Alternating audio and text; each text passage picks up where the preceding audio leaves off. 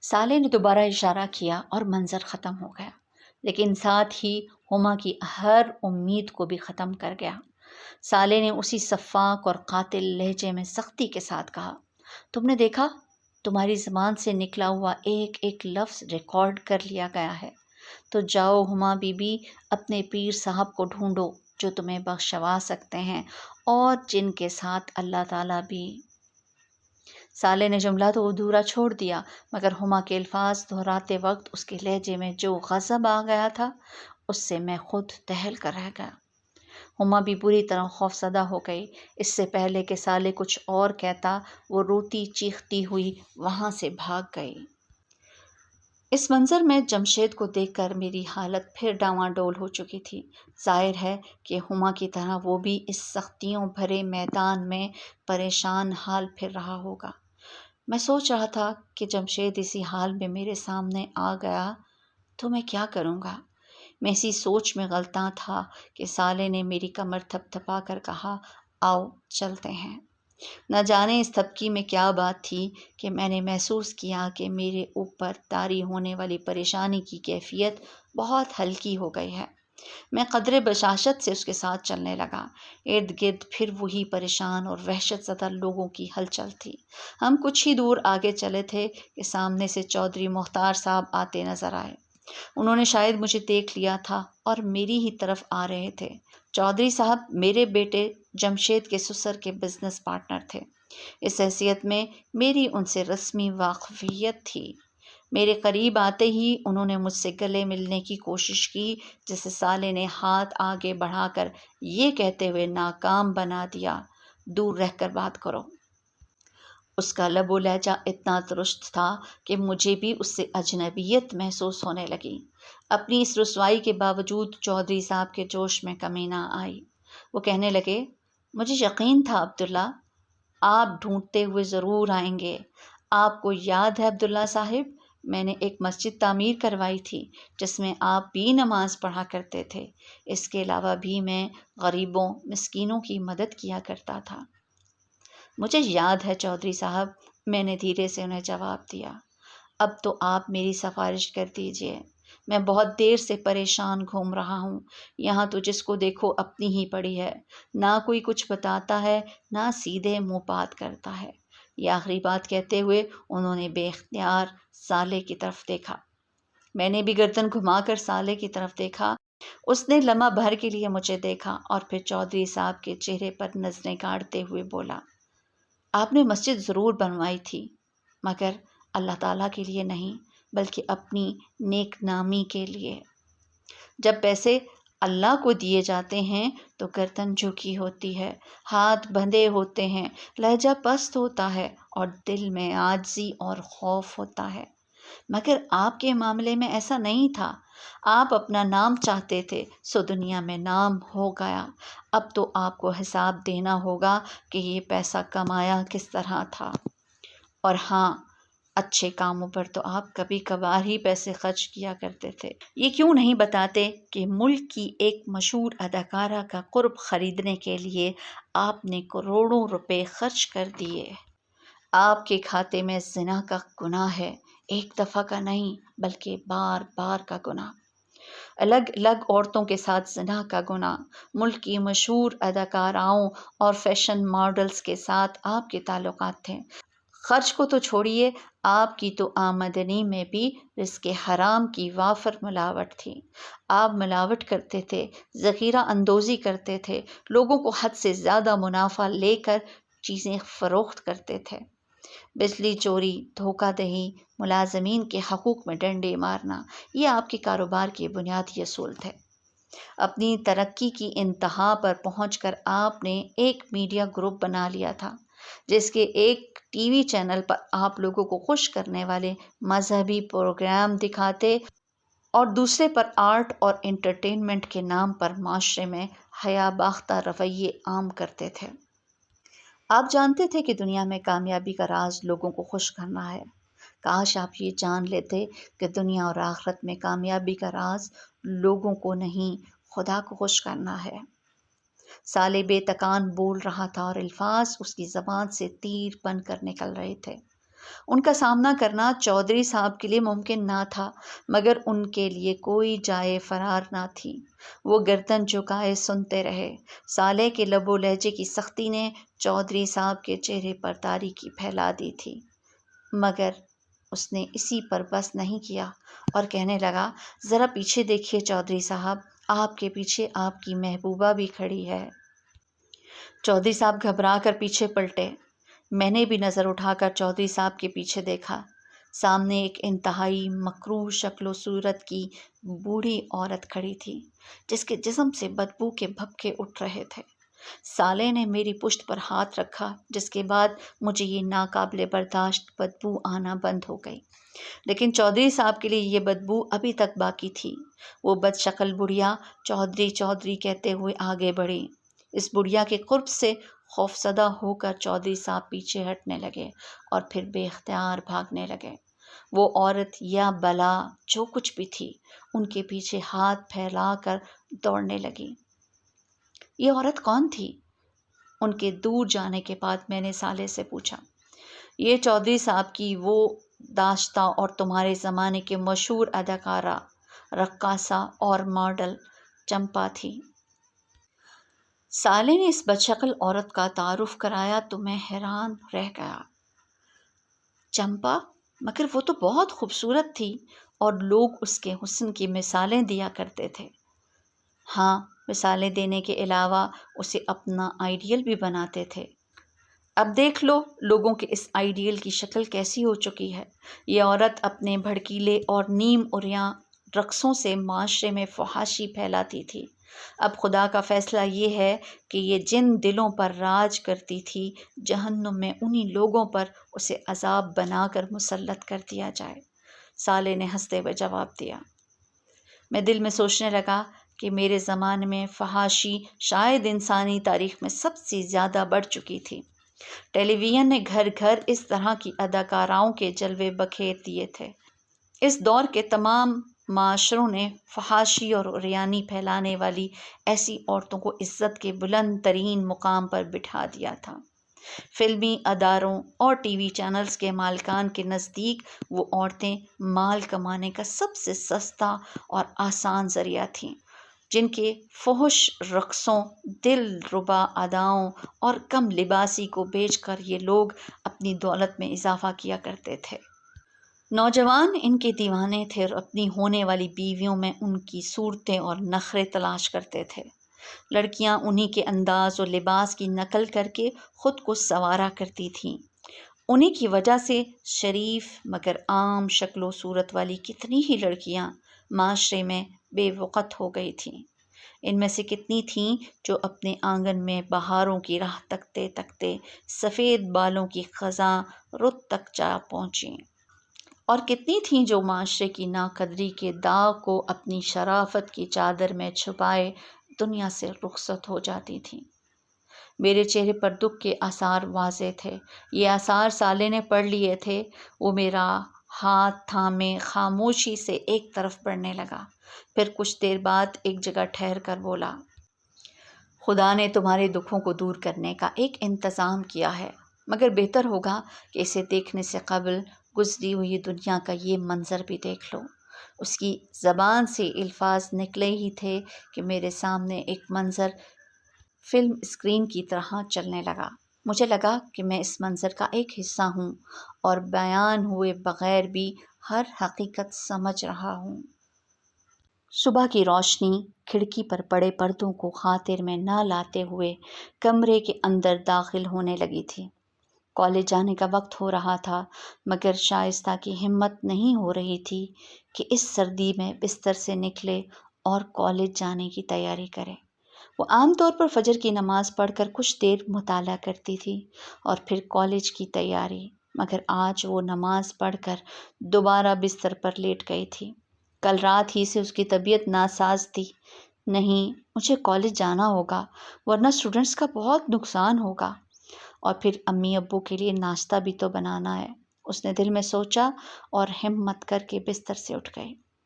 دھیرے سے چلتے ہوئے وہ برابر والے کمرے کی طرف گئی جو اس کے والدین کا تھا۔ اس نے آہستہ سے دروازہ کھول کر دیکھا، وہ دونوں گہری نیند سو رہے تھے۔ اس کے چہرے پر ایک اطمینان بخش مسکراہٹ آ گئی۔ شائستہ نے اپنی ساری زندگی اپنے گھرانے کے نام کر دی تھی۔ اس کے والد اس کے بچپن ہی میں معذور ہو گئے تھے۔ وہ 3 بہنوں میں سب سے بڑی تھی۔ والدہ نے سلائی کر کے بامشکل تمام انہیں پڑھایا تھا۔ تعلیم مکمل کر کے اس نے پہلے اسکول اور پھر ایک پرائیویٹ کالج میں پڑھانا شروع کر دیا۔ وہ اس کے خواب دیکھنے کے دن تھے۔ وہ بہت خوبصورت تو نہیں تھی، لیکن نوجوانی خود ایک حسن ہوتی ہے، مگر اس کی زندگی میں نوجوانی کا مفہوم بس ایک ذمہ داری تھا جس میں خوابوں اور خواہشوں کی کوئی گنجائش نہ تھی۔ گھر کا خرچہ، والد کا علاج، مکان کا کرایہ اور چھوٹی بہنوں کی تعلیم۔ دونوں چھوٹی بہنیں خوش شکل تھیں، بڑی ہوئیں تو آنے والے ہر رشتے کا رخ انہی کی طرف تھا۔ شائستہ راہ کی دیوار نہیں بنی اور خوشی خوشی بہنوں کو ان کے گھر آباد کر دیا۔ یہ ذمہ داریاں پوری کرتے کرتے اس کی جوانی ڈھلتی چلی گئی اور اب وہ اپنے بوڑھے والدین کا بوجھ اٹھانے کے لیے تنہا رہ گئی تھی۔ ان حالات میں اس کا سہارا خدا کی ذات تھی۔ اسے خدا سے بہت شدید محبت تھی، اتنی محبت کہ زندگی کی کسی محرومی نے اس کے اندر تلخی نہیں آنے دی۔ وہ نماز روزے کی پابند تو بچپن سے تھی، مگر خدا کی محبت کی یہ مٹھاس اسے اس کے روحانی استاد عبداللہ صاحب کی کتابیں پڑھ کر ملی تھی، اور اب یہ اس کی زندگی کا مشن تھا کہ خدا کی بندگی اور محبت کی یہ مٹھاس اپنے نوجوان طلباء تک منتقل کرے۔ وہ ایک بہترین استاد تھی اور اس کے طلباء اس کی بہت عزت کرتے تھے، اس لیے وہ اس کی باتیں ہمیشہ توجہ سے سنتے اور شائستہ شوق سے انہیں پڑھاتی تھی۔ مگر آج نہ جانے کیوں اس کا دل بہت اداس تھا۔ شاید طبیعت کی خرابی کا اثر تھا کہ وہ ڈپریشن کی کیفیت میں تھی۔ ناشتے سے فارغ ہو کر وہ آئینے کے سامنے کھڑی کالج جانے کے لیے تیار ہو رہی تھی۔ اس نے اپنے چہرے کو غور سے دیکھا۔ ڈھلتی جوانی کے سارے اثرات اب ظاہر ہو رہے تھے۔ وہ ایک کرب کے ساتھ مسکرائی اور خود کو مخاطب کر کے دھیرے سے بڑبڑائی، شائستہ، تم ہار گئیں، تمہارے حصے میں تنہائیوں کے سوا کچھ نہیں آیا۔ یہ کہتے ہوئے اس نے آنکھیں بند کر لیں۔ شاید یہ اس کا اعتراف شکست تھا، مگر اسی لمحے استاد عبداللہ کی ایک بات اس کے کانوں میں گونجنے لگی، جو خدا سے سودا کرتا ہے وہ کبھی نقصان نہیں اٹھاتا۔ ایک مسکراہٹ کے ساتھ اس نے آنکھیں کھولیں اور ٹھہرے ہوئے لہجے میں بولی، دیکھتے ہیں، دیکھ لیں گے، اب وقت ہی کتنا بچا ہے۔ منظر ختم ہو گیا۔ میں نے سالے کی سمت دیکھ کر کہا، میں تو اس لڑکی کو نہیں جانتا، اب جان لو گے، ویسے تم جو کچھ لکھتے تھے وہ بہت دور تک جاتا تھا۔ سالے نے جواب دیا اور ساتھ ہی میرا ہاتھ تھامے ایک سمت آگے بڑھنے لگا۔ تھوڑی دیر بعد ہم ایک ایسی جگہ پہنچے جہاں ویسے ہی سخت گیر فرشتے نظر آئے جیسے عرش کی سمت عام لوگوں کو بڑھنے سے روکنے کے لیے کھڑے تھے، مگر سالے کو دیکھ کر انہوں نے ہمارا راستہ چھوڑ دیا۔ ذرا دور چل کر ہمارے سامنے ایک دروازہ آ گیا۔ سالے نے دروازہ کھولا اور میرا ہاتھ تھامے اندر داخل ہو گیا۔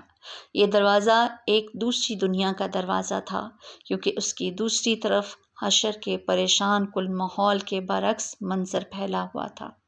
میں بے اختیار بولا، سالے، ہم واپس نبیوں کے کیمپوں کی طرف تو نہیں آ گئے؟ اس نے مسکرا کر کہا، ہاں، تمہارا دکھ تو یہیں آ کر دور ہو سکتا ہے۔ ہم چلتے ہوئے ایک شاندار خیمے کے قریب پہنچے۔ اس کے دروازے پر ایک انتہائی باوقار اور پر نور چہرے والے ایک صاحب کھڑے تھے۔ یہ میرے لیے بالکل اجنبی تھے۔ قریب پہنچ کر سالے نے ان سے میرا تعارف کروایا۔ یہ عبداللہ ہیں، محمد رسول اللہ صلی اللہ علیہ وسلم کی امت کے آخری دور کے امتی، اور آپ نحور ہیں، یرمیہ نبی کے انتہائی قریبی ساتھی۔ نحور، آپ انہی سے ملنا چاہ رہے تھے نا؟ یہ ایک عظیم پیغمبر کے صحابی کا مجھ سے تعارف بھی تھا اور یہ وضاحت بھی کہ میں یہاں کیوں موجود ہوں۔ میں نے نحور سے مصافحہ کے لیے ہاتھ بڑھایا، لیکن انہوں نے پرجوش انداز میں مجھے اپنے گلے سے لگا لیا۔ میں نے اسی حال میں ان سے کہا، یرمیہ نبی سے ملاقات کا شرف تو مجھے ابھی تک حاصل نہیں ہوا، لیکن آپ سے ملنا بھی کسی اعزاز سے کم نہیں ہے۔ یرمیہ نبی کے حالات اور زندگی میں میرے لیے ہمیشہ بڑی رہنمائی رہی۔ مجھے ان سے ملنے کا بہت اشتیاق ہے۔ یہ کہتے ہوئے میرے ذہن میں بنی اسرائیل کے اس عظیم پیغمبر کی زندگی گھوم رہی تھی۔ 6 صدی قبل مسیح میں بنی اسرائیل بدترین اخلاقی انحراف کا شکار تھا، اور اسی بنا پر اپنے زمانے کی سپر پاور عراق کے حکمران بخت نصر کے ہاتھوں سیاسی مغلوبیت کے خدائی عذاب میں مبتلا ہو چکے تھے۔ مگر ان کے لیڈروں نے قوم کی اصلاح کرنے کے بجائے ان کے ہاں سیاسی غلبے کی سوچ عام کر دی۔ یرمیہ نبی نے بنی اسرائیل کو ان کی اخلاقی اور ایمانی گمراہیوں پر متنبہ کیا اور انہیں سمجھایا کہ وقت کی سپر پاور سے ٹکرانے کے بجائے اپنی اصلاح کریں۔ مگر ان کی قوم نے اپنی اصلاح کرنے کے بجائے انہیں کنویں میں الٹا لٹکا دیا اور پھر بخت نصر کے خلاف بغاوت کر دی۔ اس کے بعد بخت نصر عذاب الہی بن کر نازل ہوا اور اس نے یروشلم یعنی بیت المقدس کی اینٹ سے اینٹ بجا دی۔ 6 لاکھ یہودی قتل ہوئے اور 6 لاکھ کو وہ غلام بنا کر اپنے ساتھ لے گیا۔ میں اسی سوچ میں تھا کہ ناور نے میری بات کا جواب دیتے ہوئے کہا، انشاءاللہ ان سے بھی جلد ملاقات ہو جائے گی، مگر سردست تو میں آپ کو کسی اور سے ملوانا چاہتا ہوں۔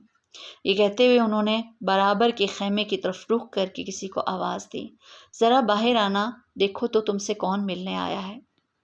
نحور کی آواز کے ساتھ ہی ایک لڑکی خیمے سے نکل کر ان کے برابر آ کھڑی ہوئی تھی۔ یہ لڑکی اپنے حلیے سے کوئی شہزادی اور شکل و صورت میں پرستان کی کوئی پری لگ رہی تھی۔ اس لڑکی نے گردن جھکا کر مجھے سلام کیا اور مجھے مخاطب کر کے کہا، آپ مجھے نہیں جانتے، مگر میرے لیے آپ میرے استاد ہیں اور اس رشتے سے میں آپ کی روحانی اولاد ہوں۔ میرا نام شائستہ ہے۔ گمراہی کے اندھیروں میں خدا کے سچے دین کی روشنی میں نے آپ کے ذریعے سے پائی تھی۔ خدا سے میرا تعارف آپ نے کرایا تھا۔ خدا کے ساتھ انسان کا اصل تعلق کیا ہونا چاہیے یہ میں نے آپ ہی سے سیکھا تھا۔ آج دیکھیے خدا نے مجھ پر احسان کیا اور اب میں ایک عظیم نبی کے صحابی کی بیوی بننے جا رہی ہوں۔ تھوڑی دیر قبل سالے نے اسی لڑکی کو مجھے دکھایا تھا، مگر اب اس کی حالت میں جو انقلاب آ چکا تھا اسے دیکھ کر میں دنگ رہ گیا، لیکن اسے اس طرح دیکھ کر مجھے جتنی خوشی ہوئی اس کو میں الفاظ میں بیان نہیں کر سکتا۔ میں نے شائستہ سے کہا، میری طرف سے آپ دونوں دلی مبارکباد قبول کیجیے۔ امید ہے آپ مجھے اپنی شادی میں بھی یاد رکھیں گے۔ کیوں نہیں، آپ کو تو بلانے کا مقصد ہی ناور کو یہ بتانا تھا کہ میرے میکے والے کوئی معمولی لوگ نہیں ہیں، اس نے ہنستے ہوئے جواب دیا۔ پھر تو آپ نے غلط شخص کا انتخاب کیا ہے، میں نے فوراً جواب دیا، پھر اپنا رخ ناور کی طرف کرتے ہوئے کہا، لیکن شائستہ کی بات بالکل درست ہے، اس کے میکے کے لوگ معمولی نہیں اور ہو بھی کیسے سکتے ہیں۔ شائستہ امت محمدیہ میں سے ہیں، نبی عربی کی نسبت کے بعد ان کا میکا معمولی نہیں رہا۔ اس موقع پر سالے نے مداخلت کی اور کہا، آپ لوگوں کی مرتبہ و منصب کی اس بحث کا فیصلہ بعد میں ہوتا رہے گا۔ سردست مجھے عبداللہ کو واپس لے کر جانا ہے، اس لیے ہمیں اجازت دیجیے۔ نحور اور شائستہ سے اجازت لے کر ہم دونوں وہاں سے رخصت ہو گئے۔ واپسی پر سالے نے مجھ سے کہا، ہو گیا نا تمہارے دکھ کا مداوع؟ میں نے خدا کی اپنے بندوں پر عنایات کا جو مشاہدہ ابھی کیا تھا اس نے میری قوت گویائی سلب کر لی تھی، اس لیے میں خاموش رہا۔ سالے نے اپنی بات جاری رکھی، یہ لڑکی اپنے صبر کی وجہ سے اس مقام تک پہنچی ہے۔